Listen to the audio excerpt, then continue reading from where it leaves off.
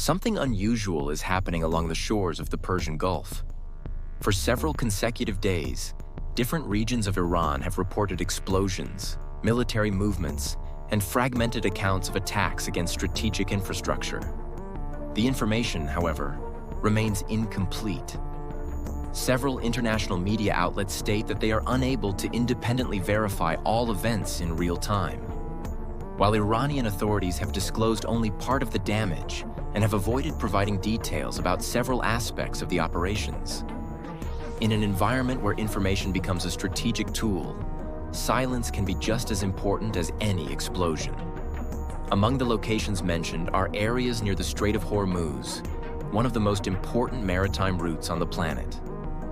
Approximately 1/5 of the world's seaborne oil trade passes through this strait, making any regional instability a factor capable of influencing energy markets, logistics chains, and political decisions across different continents. It is not merely a regional issue. Every movement in this area has the potential to produce global consequences. Reports originating from Iranian sources mentioned explosions near Qeshm Island, an extremely important geographical position for controlling the waters of the strait. If attacks actually occurred in this region, its location raises strategic interest. The island allows the monitoring of commercial shipping routes, hosts military installations, and provides operational advantages for coastal defense systems. In modern conflicts, controlling observation points can be just as important as controlling major military bases. Other reports also pointed to damage in areas near Bandar Abbas, considered Iran's main naval base in the Persian Gulf. The city concentrates facilities belonging to the regular Navy, the Islamic Revolutionary Guard Corps, and logistical infrastructure responsible for supporting military and commercial vessels. Any operation directed against areas near this complex, if confirmed, would not have only tactical value. It would represent an attempt to increase pressure on Iran's operational capabilities in one of the most sensitive areas of its defensive strategy. Information also emerged involving Bushehr, a city known for hosting the only operational nuclear power plant in Iran, in addition to important port facilities. Although there are no independent confirmations that nuclear structures were targeted, any military activity in the surrounding area naturally raises international concern. In scenarios of heightened tension, even limited attacks can generate interpretations that increase the risk of escalation among different regional actors. Another location frequently mentioned was the Ahvaz region, an important industrial center located in southwestern Iran. The province has enormous economic importance due to its concentration of oil fields, refineries, pipelines, and energy infrastructure. In a potential military pressure campaign, facilities connected to the energy sector usually represent high-value strategic objectives because they directly affect the country's economic capacity and its revenue generation. Up to this point, there are facts reported by different sources, and there are important verification limitations. It is essential to separate these two dimensions. The reports of explosions and military movements are part of the publicly disclosed scenario, but several details remain impossible to confirm independently. In contemporary conflicts, the so-called information warfare has become an integral part of military operations. Incomplete information, delays in disclosure, and conflicting versions are part of the strategic dynamic just as much as aircraft, missiles, and defense systems. It is precisely in this environment of uncertainty that strategic analyses begin. When observed together, the reports indicate an interesting pattern. Many of the locations mentioned are directly connected to logistical infrastructure, military bases, maritime routes, or energy facilities. Even without complete confirmation of all the attacks, the geographical concentration raises questions about the possible operational objectives behind these actions. One hypothesis frequently discussed by military analysts is the application of a strategy of continuous pressure. Instead of seeking a major offensive capable of triggering an open war, limited operations could be intended to increase the adversary's operational costs, forcing it to redistribute defense systems, relocate troops, and maintain a permanent state of heightened alert. This approach reduces predictability and increases the psychological strain on military structures. Another possibility analyzed by specialists involves operations intended for intelligence gathering. In many cases, a limited military action allows observers to determine how radar systems are activated, which units respond first, how long it takes for certain missile batteries to become operational, and which communications are used. This information has enormous strategic value for future planning, regardless of whether there is any intention to conduct additional attacks. There is also an important political dimension. Demonstrations of military capability often seek to produce effects that go beyond the battlefield.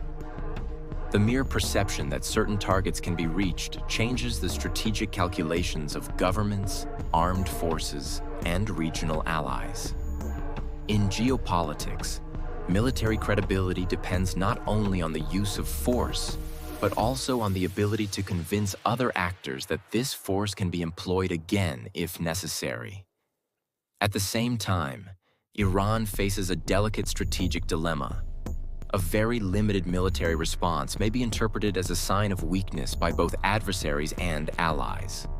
On the other hand, a high-intensity reaction could significantly increase the risk of regional escalation involving other countries and military organizations present in the Middle East. This balance between demonstrating the ability to respond and avoiding a larger-scale war constitutes one of the most complex challenges facing the Iranian leadership. Another important aspect involves the international economic impact. Whenever news of instability in the Strait of Hormuz emerges, financial markets closely monitor the possibility of disruptions to the flow of oil and natural gas. Even without actual blockages to maritime navigation, the perception of risk can increase maritime insurance costs, raise energy prices, and generate volatility in stock markets around the world. There's also a diplomatic dimension that is often less visible. While military operations dominate the headlines, parallel negotiations continue among different governments.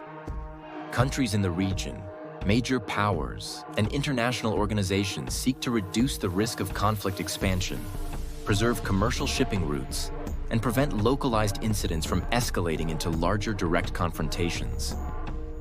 In many cases, diplomatic efforts remain discreet precisely to avoid political pressure during sensitive negotiations. Under a historical perspective, it is worth remembering that the Persian Gulf has always functioned as one of the world's main centers of international strategic competition. From the Cold War to the present day, different powers have maintained a military presence in the region to protect economic interests, guarantee freedom of navigation, and preserve political alliances. Therefore, any change in the regional balance is usually analyzed far beyond the borders of the Middle East. It is also important to understand that modern wars are rarely limited to conventional confrontation. Today, operations may combine electronic intelligence, cyber warfare, precision strikes, information campaigns, economic pressure, and carefully calibrated military demonstrations. In many cases, the main objective is not to destroy large amounts of infrastructure, but to alter the adversary's strategic decisions through a combination of different instruments of power. In this context, uncertainty becomes part of the strategy itself. When information remains incomplete, adversaries must consider multiple scenarios simultaneously, increasing planning costs and reducing their ability to anticipate events. In military terms, forcing the opponent to remain constantly in a state of uncertainty can produce operational advantages without the need for continuous confrontations. Naturally, any projection regarding upcoming events should be treated only as analysis, never as a definitive prediction. Several scenarios remain possible. One involves the continuation of limited operations, maintaining constant pressure without triggering open war. Another considers a greater intensification of military actions if new incidents involving American forces or regional allies occur. There is also the possibility of a gradual reduction in tensions if diplomatic initiatives succeed in establishing new channels for negotiation. Regardless of the outcome, these events reinforce a defining characteristic of contemporary geopolitics: understanding a conflict requires much more than observing explosions or official statements. It is necessary to analyze the location of the targets, the historical context, economic interests, the positioning of alliances, the military capabilities available, and, above all, to carefully distinguish what has been confirmed from what remains only in the realm of analytical hypotheses. As new information continues to emerge, one central question remains for any observer of international geopolitics. Are we witnessing merely a sequence of isolated attacks, or the beginning of a broader strategy intended to reshape the balance of power in the Persian Gulf? That answer cannot yet be given with certainty. But one certainty already exists. In one of the most important maritime corridors on the planet, every military movement has consequences that go beyond borders, influence markets, alter strategic calculations, and may redefine the future of international security in ways that will only be fully understood in the coming months. There is also a historical element that helps explain why this region remains at the center of military attention. Since the so-called Tanker War, during the Iran-Iraq War in the 1980s, the Strait of Hormuz has established itself as one of the world's main points of strategic dispute. Since then, Iran's defensive doctrine has concentrated investments in systems capable of hindering the operations of technologically superior naval forces. Instead of competing directly with large fleets, Tehran has developed a strategy based on anti-access denial, using anti-ship missiles, fast attack craft, drones, naval mines, and coastal batteries distributed along its coastline. The objective is not to achieve global naval superiority, but to significantly increase the cost of any military operation against its territory. On the other side, American military doctrine follows a different logic. The United States prioritizes air superiority, dominance of the information space, long-range precision strikes, and integration among naval, air, space, and cyber forces. Even before a conventional campaign begins, the objective is normally to reduce the adversary's ability to detect movements, coordinate responses, and protect critical infrastructure. If the recent reports are part of this type of strategy, this represents only an analysis based on historical patterns of military employment, and not confirmation of specific objectives. The consequences also go beyond the bilateral relationship between Washington and Tehran. China and India closely monitor any instability in the region due to their strong energy dependence on oil transported through the Persian Gulf. Russia observes the evolution of the situation from the perspective of the strategic balance in the Middle East and its relations with Iran. Israel, in turn, monitors any changes in Iran's military capabilities because it considers them directly linked to its own national security. At the same time, NATO member countries continuously assess the risks to commercial shipping, international energy stability, and the security of maritime routes. Regardless of future developments, the true impact of these operations may be measured not only by the visible damage, but by the strategic decisions that each of these actors will make from this point forward. Before concluding, I would like to know your opinion. Do you believe that this sequence of events could change the balance of power in the Middle East? Share your analysis in the comments, and if this content has given you a different perspective on the geopolitical landscape, leave a like and subscribe to the channel to follow the upcoming strategic analyses.